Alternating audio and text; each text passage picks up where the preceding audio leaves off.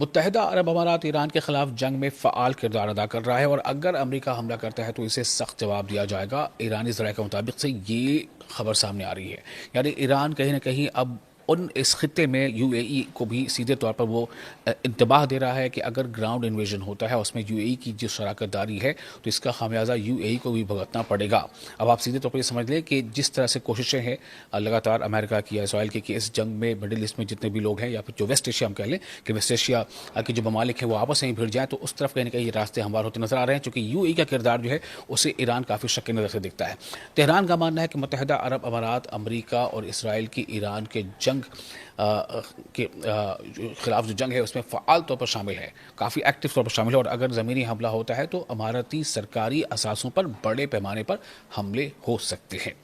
آپ دیکھیں نیوز 18 کا سوشل میڈیا پلیٹ فارم، میں ہوں وصال اعظم۔ تو یہ پوری بات اب تفصیل سے سامنے آ رہی ہے کہ جس طرح سے سعودی عرب کے بارے میں لگاتار یہ باتیں سامنے آ رہی تھی، سعودی عرب کا نام لے کر کے بتاتے ہوئے ڈونلڈ ٹرمپ نے کہا تھا، اور جس طرح سے انہوں نے اپنا رد عمل ظاہر کیا، سے یہ ظاہر ہوتا ہے کہ کہیں نہ کہیں ڈونلڈ ٹرمپ جو چاہتے ہیں وہ سعودی عرب نہیں کر پا رہا ہے یا نہیں کر رہا ہے،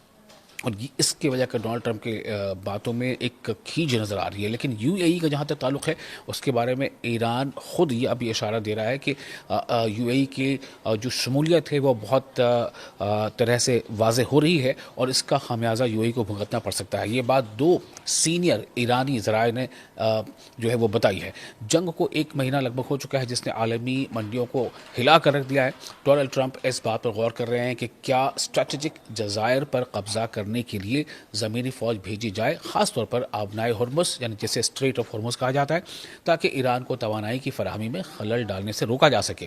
خاص طور پر خارق جزیرے پر توجہ مرکوز ہے جہاں سے تقریباً 90% ایران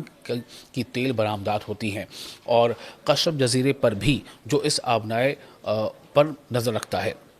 اپنے ہرمز پر۔ تو ایسا کوئی آپریشن ممکنہ طور پر خلیجی عرب ممالک میں موجود امریکی اڈوں سے شروع کیا جا سکتا ہے، جن پر ایران پہلے ہی امریکہ اسرائیل حملوں کے جواب میں حملے کر چکا ہے۔ ان حملوں میں اب تک کم از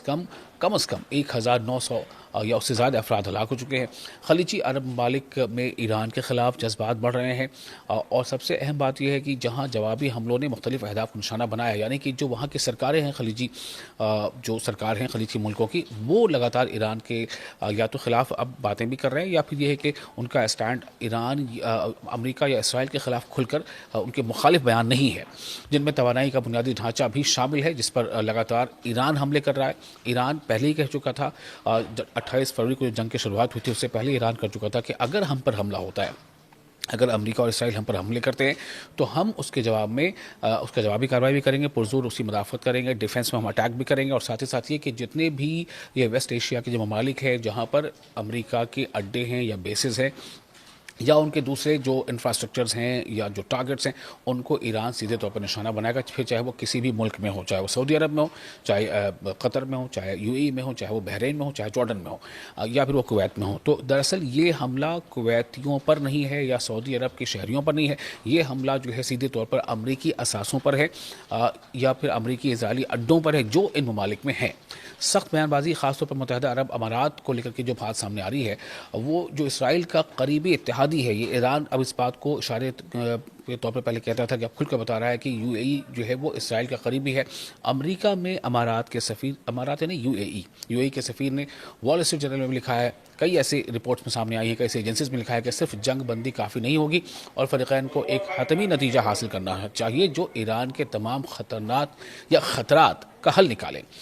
تو اس میں یہ بھی بات اس رپورٹ میں سامنے آئی ہے کہ کچھ خلیجی عرب ممالک امریکہ اسرائیل حملوں میں شامل ہونے پر غور کر رہے ہیں، تاہم ایک سینئر ایرانی سیکورٹی عہدیدار کے مطابق تہران کی قیادت اب یہ سمجھتی ہے کہ متحدہ عرب امارات نے جنگ کے آغاز سے ہی فعال کردار ادا کیا ہے۔ ان کے مطابق ایرانی قیادت نے ابوظہبی کے لیے اپنی برداشت ختم کرنے کا فیصلہ کر لیا ہے، کیونکہ ان کا کہنا ہے کہ امارات کا کردار صرف امریکی فوجی تنصیبات کی میزبانی تک محدود نہیں تھا بلکہ اس سے زیادہ تھا۔ حال کی جو اس پر ڈیولپمنٹ وہ یہ ہے قطر کو لے کر کے، قطر نے سیدھے طور پہ یہ کہہ دیا ہے کہ وہ پڑوسی ملک ہے ہمارا ایران، اور ہم کو ایگزسٹ کرنے کے طریقوں پر غور کر رہے ہیں، یعنی قطر نے صاف طور سے کہہ دیا کہ وہ امریکہ اسرائیل کے حملے کا ساجدار یا اس میں شریک نہیں ہو سکتا ایران کے خلاف حملے میں۔ لیکن یو اے ای کا کردار الگ ہے، یو اے ای کے بارے میں اب ایران کھل کر دھمکی دے رہا ہے۔ تو عہدیدار نے کہا ہے کہ ایرانی انٹیلیجنس کا ماننا ہے کہ متحدہ عرب امارات یعنی یو اے ای نے اپنی کچھ فضائی تنصیبات بھی ایران کے خلاف کارروائیوں کے لیے فراہم کی ہیں. انہوں نے یہ بھی کہا ہے کہ ابوظہبی خطے میں اسرائیلی مفادات کے لیے ایک جدید پلیٹ فارم کے طور پر کام کر رہا ہے. اس میں فریب دہی کی کارروائیاں بھی شامل ہیں ہو سکتی ہے، یعنی ایسے حملے جو اسرائیل نے کیے لیکن انہیں ایران کے حملے کے طور پر پیش کیا گیا، جیسے عمان اور کم از کم ایک اور ملک میں جو خبریں بات بیچ میں آئی تھی. تو ان کا کہنا تھا کہ تہران کا اندازہ ہے کہ اس تعاون میں متحدہ عرب امارات یعنی UAE کے اندر جدید مصنوعی ذہانت کے نظام کا استعمال بھی شامل ہے، AI جسے ہم کہتے ہیں، اور جو امریکہ اور اسرائیل کو ڈیٹا جمع کرنے اور اہداف کی نشاندہی میں مدد دیتا ہے. یعنی سیدھے طور پر ایران کی دھمکی ہے اب UAE کے لیے.